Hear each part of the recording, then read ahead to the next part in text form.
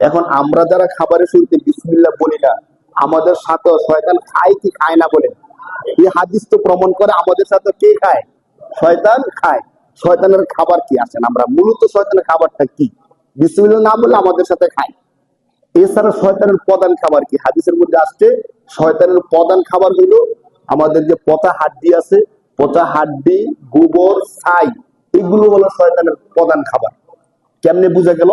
হাদিসের মধ্যে আসছে একবার জিন জাতের লোকের আইসা রসুল সাল্লাল্লাহু আলাইহি সাল্লামের কাছে বলছে, আল্লাহ রাসূল আপনার উম্মতকে বলবেন তারা যেন হাড়, গোশতের হাড় যেগুলো আছে, মাছের কাঁটা যেগুলো আছে, এগুলো পানির মধ্যে না ফেলে।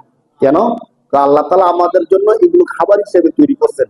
তো এগুলো যখন পানির মধ্যে ফেলানো হয়, এগুলোর স্বাদ আমরা আর পাই না, তখন আমরা এগুলো খেয়ে শান্তি পাই না। এক নম্বর কথা বলছেন।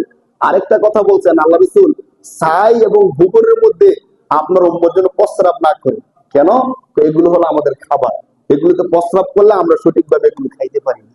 এই দুইটা হাদিসের দ্বারা বোঝা যায় তাদের প্রধান খাবার হলো পচা হাড্ডি আর গোবর আর ছাই। তা আমরা যখন খাবার খাবো, হাড়গুলো পানির মধ্যে ফেলবো না, এটা শুকনো প্লেটের মধ্যে রাখবো। কোন কোন মুহাদ্দিস ব্যাখ্যা করছেন যে হাড়গুলো যখন জিন জাতি ধরে, আল্লাহ তাআলা কুদরতি ভাবে তাদের ওই হাড়ের মধ্যে গোশত বানায় দেয়। বলে সুবহানাল্লাহ। আচ্ছা, বানায় দেখ অথবা না দেখ, হাড়গুলো তাদের খাবার। হ্যাঁ, জিন জাতির খাবার। আর ছাই এবং গোবর আঞ্চলিক এলাকার মধ্যে অনেকেই কাজটা করে, ওখানে গিয়ে প্রস্রাবটা করে, মনে করে ওই যে প্রস্রাবের জায়গা। তখন তাদেরকে জিন আক্রমণ করে, বুঝতে পারে না যে জিন কেন আক্রমণ করছে।